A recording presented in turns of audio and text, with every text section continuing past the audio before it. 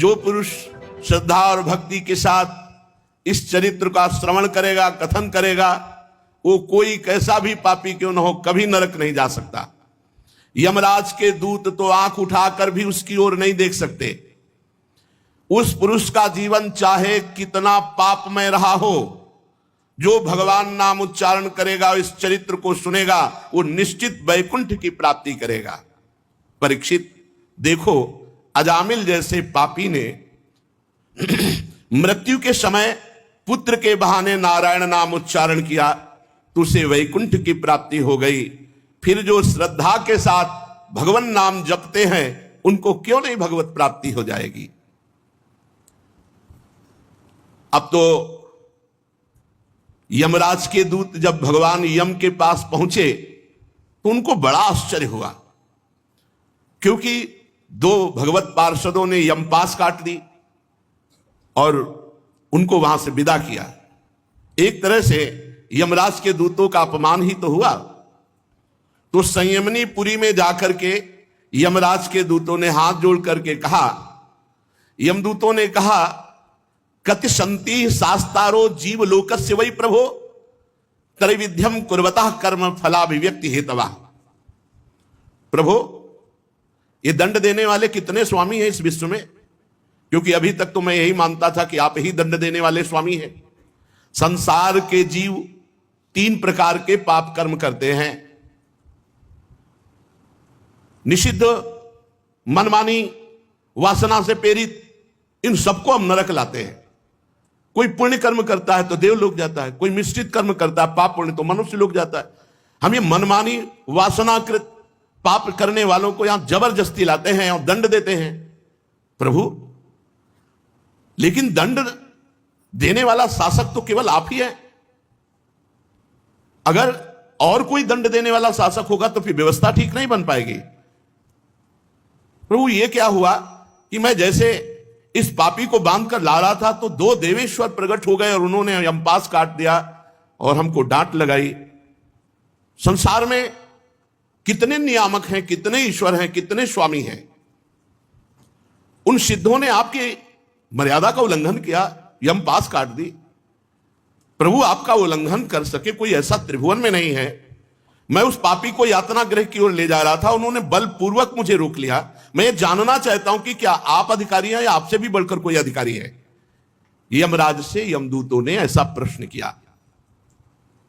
प्रभु, बस उस पापी के मुख से नारायण निकला कि डरो मत ऐसा कहते हुए वो सिद्ध आ गए।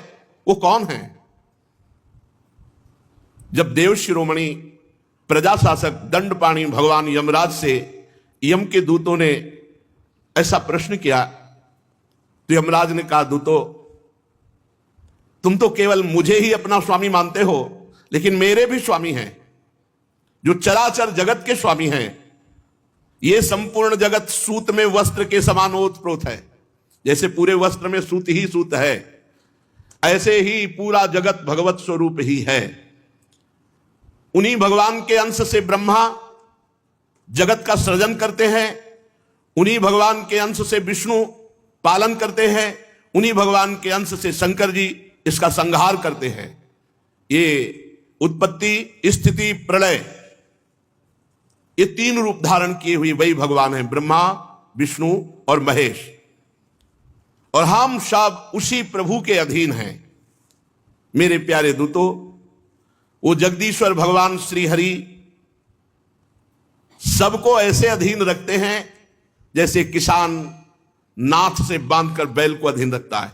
ऐसे संपूर्ण ब्रह्मांड, संपूर्ण जगत को अपने अधीन भगवान श्री हरि की है।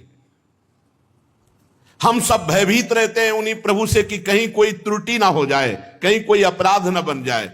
दूतों, मैं यमराज, देवराज इंद्र, निरिति, वरुण, चंद्रमा, अग्नि, शंकर, वायु, सूर्य, ब्रह्मा, 12 आदित्य, विश्व देवता, 8 वसु, साध्य, 49 मरुत, सिद्धजन, 11 रुद्र, रजोगुण तमोगुण रहित भृगु आदि महर्षि, बड़े बड़े देवता, ये सब उन्हीं भगवान के अधीन है।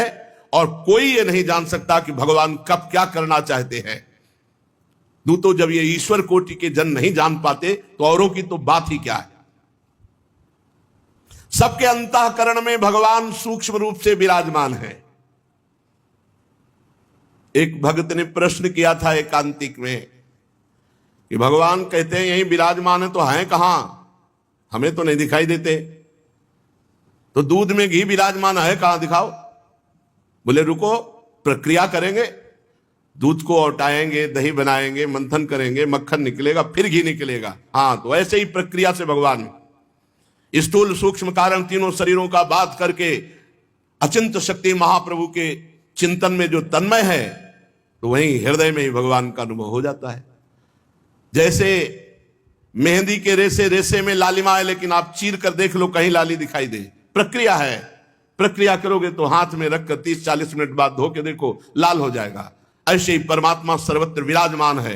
साधन करो, भगवत चिंतन करो, असाधनों का त्याग करो, अभी देखो आपको अनुभव में आने लगेंगे प्रभु हृदय में ही विराजमान। सबके हृदय में भगवान साक्षी रूप से विराजमान है। कोई भी प्राणी इंद्री मन प्राण हृदय या वाणी आदि के द्वारा उनको नहीं जान सकता। उनका चिंतन करे और कृपा करे तो उनको जान सकता है। प्रभु सबके स्वामी हैं, परम स्वतंत्र हैं और सब में विराजमान हैं। बिना उनकी कृपा से उनको कोई नहीं जान सकता। सोई जा नहीं जेहि देहु जनाई, वही जान सकता है जिसे भगवान कृपा करके जना दे।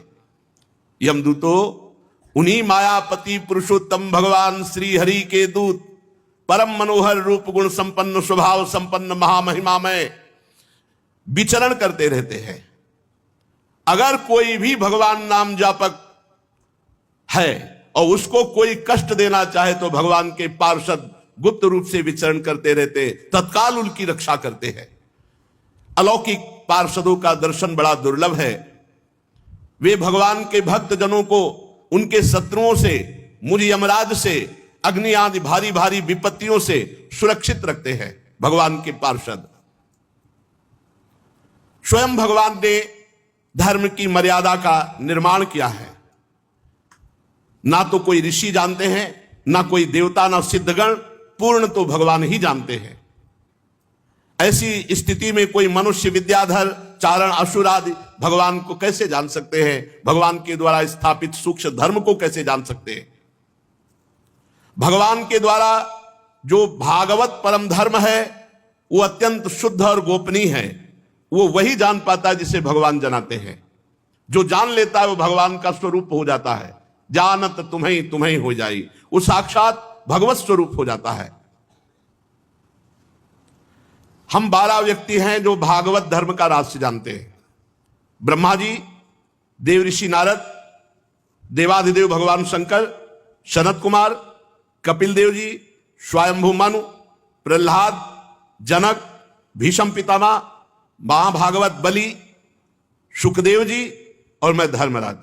ये 12 हैं जो भगवान की महामहिमा महाभागवत धर्म को जानते हैं। इस जगत में जीवों के लिए बस सबसे बड़ा कर्तव्य है, परम धर्म है कि भगवान के नाम जप और नाम कीर्तन में रुचि हो जाए। ये जीवन का लाभ है।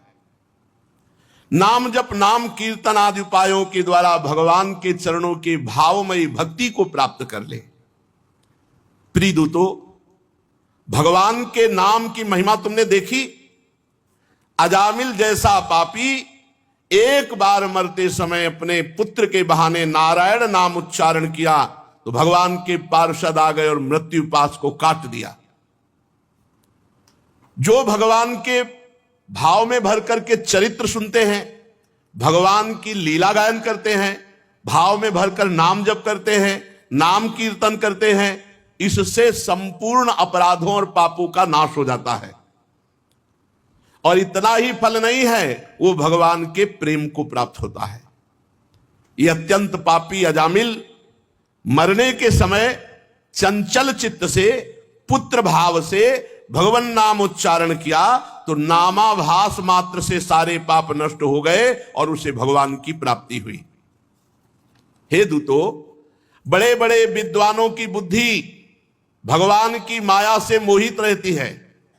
इसीलिए वे भगवान के नाम जप, भगवान के नाम कीर्तन में रुचि ना करके कर्मानुष्ठान, जिनका मीठा मीठा फल शास्त्रों में वर्णन है, उसी में मोहित रहते हैं और बड़े बड़े कर्मों का अनुष्ठान करते रहते हैं।